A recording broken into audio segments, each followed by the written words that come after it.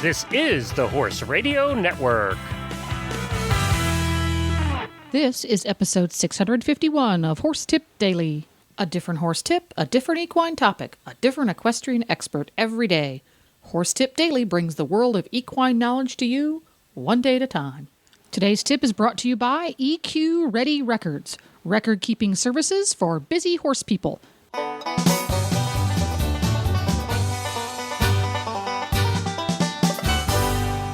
Greetings, horse folks. Coach Jen here, and thanks for tuning in to Horse Tip Daily.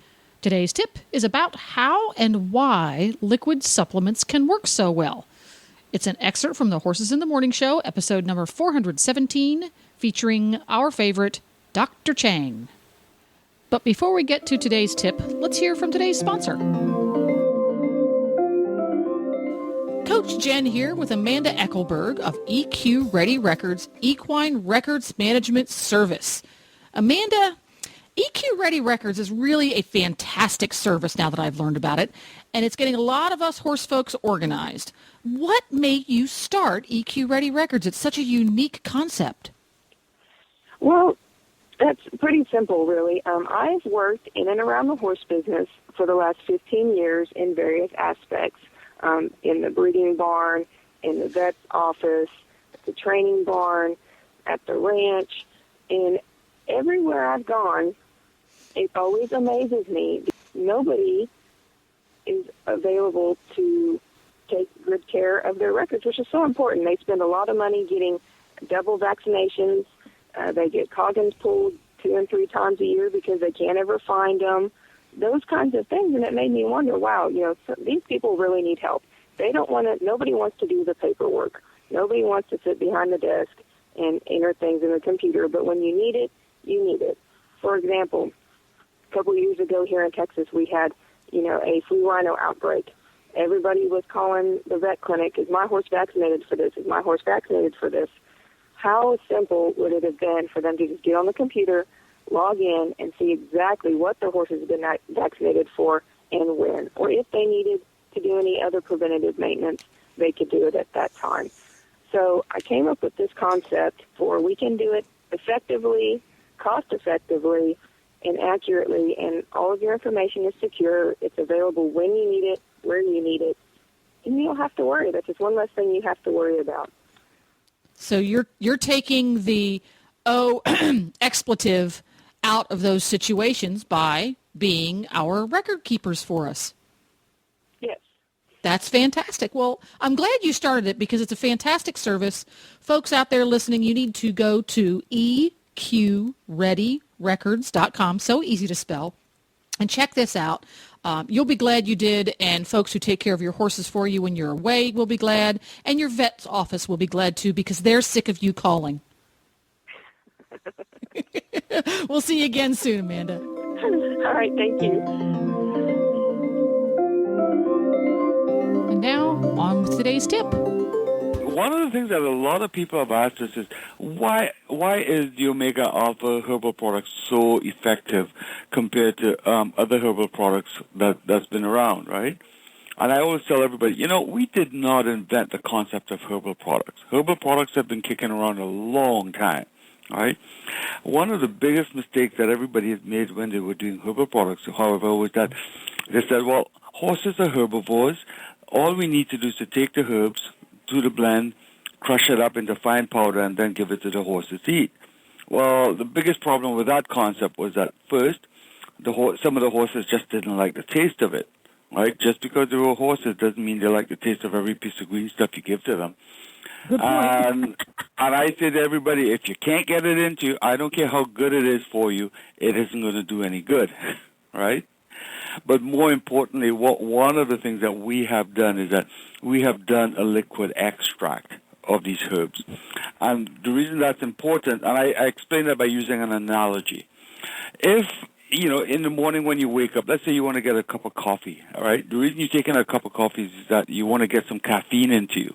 Now, if I was to tell you, here, take a teaspoon of coffee grounds, chew on this, and wait for that caffeine rush to hit you, well, you'll be doing that for a long time and waiting because it's not going to happen. The reason it's not going to happen is because when you take those coffee grounds, well, one of the first things that has to happen is that your body has to break apart all those cells in the coffee grounds and allow the caffeine to get out. Now, that doesn't happen in one step. It takes a long time, and it happens over the full day in your gut, right? And it's the same. So when that happens, you get a little bit at the beginning of the small intestine, and you get a little bit as you move along. So all along the day, you get little hits of caffeine, but you're never getting a large enough dose. The key for this is that dosing for any effect, you got to have a large enough dose for it to happen, right?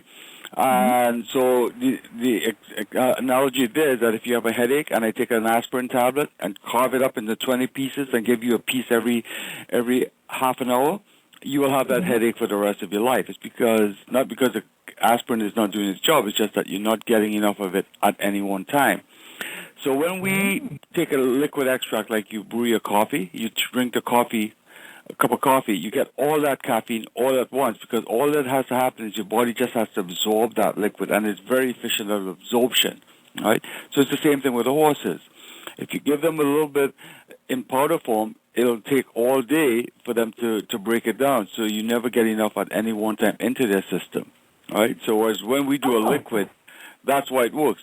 Secondly, when we do a liquid, we can make it taste good, right? And it's, horses are like little children. If you have a 2-year-old, I don't care how much you explain. If they don't like it, they don't like it. they're not gonna drink it, right? So the same thing with the horses. I mean, with an adult like yourself, Glenn, I could talk to you and say, Glenn, this is good for you. You should have this, right? With a horse, I don't think that works. You have a hard time explaining to a horse. Yeah. Right. Yeah. Anyway, so that's why the liquid one works a lot better. So when you take and you make an herbal supplement Extract. for the horse, and it's an extract. So explain the difference between an extract, because you can get a liquid by adding water and shaking it a lot, or creating an emulsion. Yeah, when we do an extract, one of the things that has to happen with an extract is that you have to get all the stuff that's within the cells to come out, right? And then you have to get it to come out into the liquid that you're getting. Now, what we do, and you have to do it so that you don't destroy any of your active ingredients too, right? So you got to play around. There's a lot of important little things that you have to look at to get a proper extract to optimize it, right? Yes, you're right. You can shake it up, etc., in water. But if you shake it up have you ever brewed tea? If you took tea, right, and you use cold water and you shake it up, right, you're gonna have to sit there for a long time before you get any tea out, right? If you heat the water, you get a better extract, right? Get a better tea infusion. But sometimes if your hot water is too hot, you change the taste of the tea, right? And when you change the taste of the tea, what that means is that you've destroyed some of your active components, what you're looking for, right?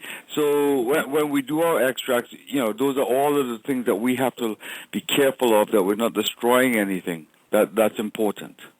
During our extraction processes, we monitor the quality of our extracts we have a couple of machines in here that will allow us to monitor.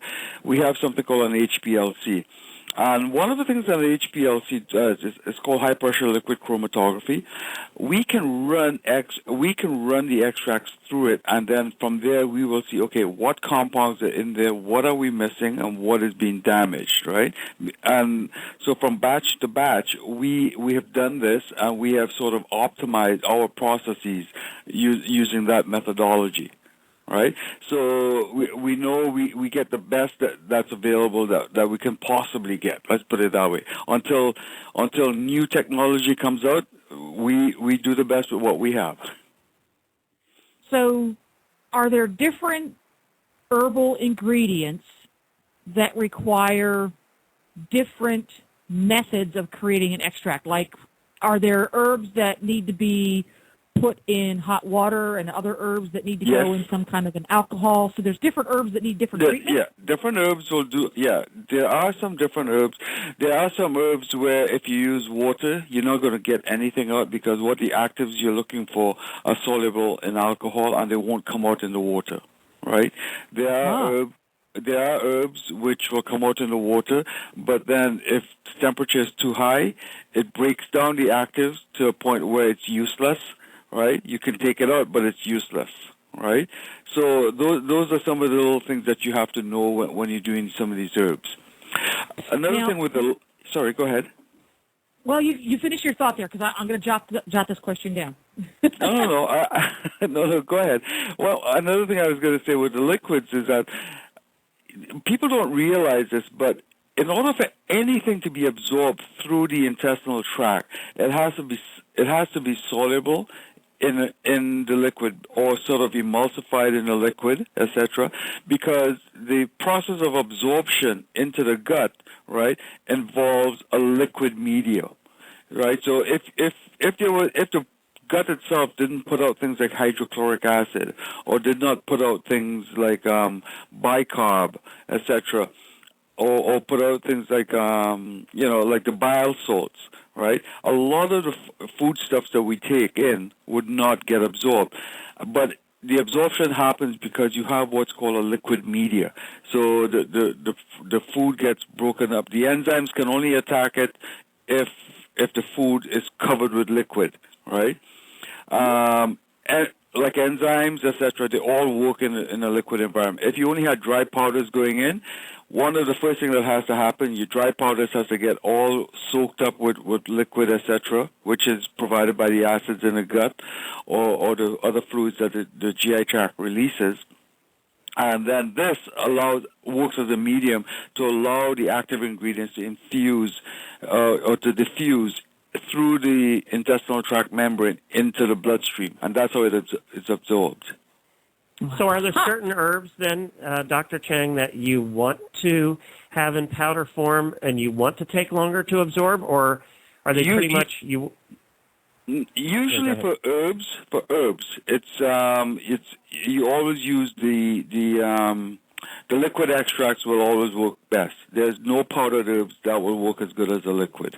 Okay. The herbs don't, just because the active ingredients you want are usually inside of the herbs, inside the cells, the individual cells that make up the herb. Okay. Got it. All right. So you got to break that. You got to break that thing apart first. Right? Think of the cells like a box, a bunch of cardboard boxes, okay, that are stacked together in a three-dimensional format. So think of it as the nearest analogy I like to use is like you have a skid of a pallet full of product or a skid full of boxes, and you have the active ingredients are sometimes inside the boxes, or the active ingredients are embedded in the cardboard material itself. So in order to get the active ingredients, you have to either A, destroy the cardboard so it allows the stuff that's in the cardboard to leach out into the liquid, or it's inside the box. But in order to get into the box, you still got to destroy that cardboard to get that stuff out, right? And then you think about it, the three-dimensional structure, you have cardboard boxes that's covered but behind other cardboard boxes, right? So you have to be able to get to all of those boxes.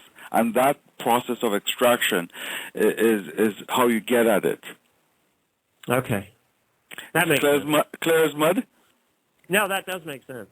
I like your analogies because I can actually understand them, and if I can understand them, anybody can understand them, Dr. Chang.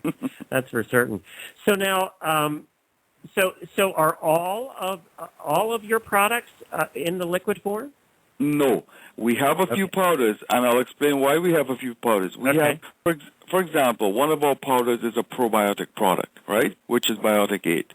Now, the reason I thought you did, and that's why I asked that. Yeah, you know, no, the reason we have that product as a powder, because again, that's shelf life stability. The problem with probiotics or bacteria, probiotics are what they call good bacteria. The problem with bacteria is that if you put it in the liquid, they come to life. Now, if they come to life and it's sitting in a bottle, right, you have to remember, when they're alive, they eat and they poop. Well, when they poop, right? The stuff isn't going anywhere; it's still staying in that bottle. So pretty soon, what happens is that their bacteria poop basically gets to such a high concentration, it kills them off, right? And if you want live bacteria in as a probiotic, right, putting it in a liquid defeats the purpose of it, right? So that's why we keep it in a powder form. Probiotics are like yeast. You know, baking yeast. For those people who still remember how to bake, when my mom used to bake, right? I shouldn't say when she used to bake; she still bakes, right?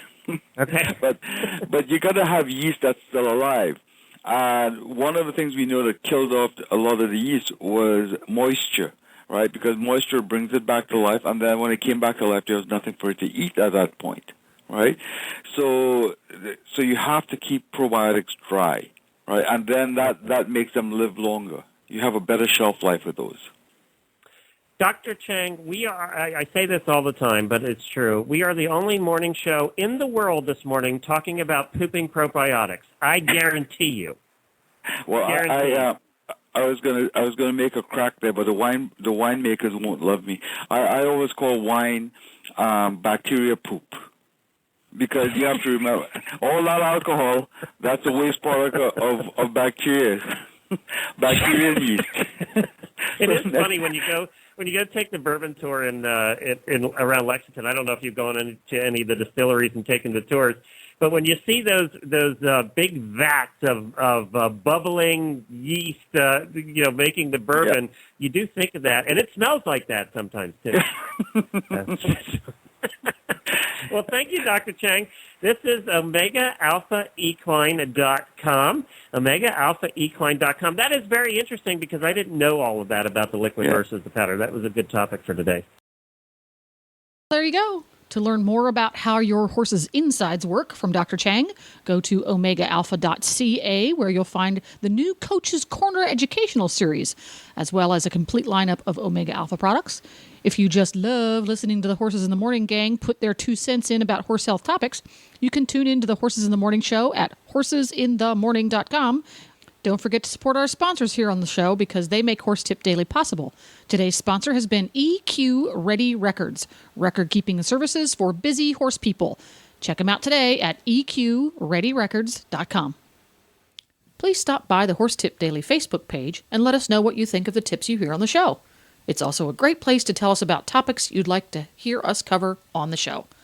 You can subscribe to all the great shows on the Horse Radio Network through iTunes or Zune and get your horse podcasts automatically downloaded to your iPod, Zune, or MP3 player.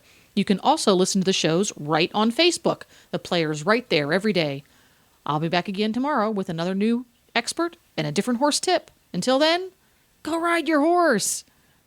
The Horse Radio Network and the Horse Radio Network hosts are not responsible for statements of guests or their opinions. Use your own judgment when listening to the tips provided by the experts on Horse Tip Daily.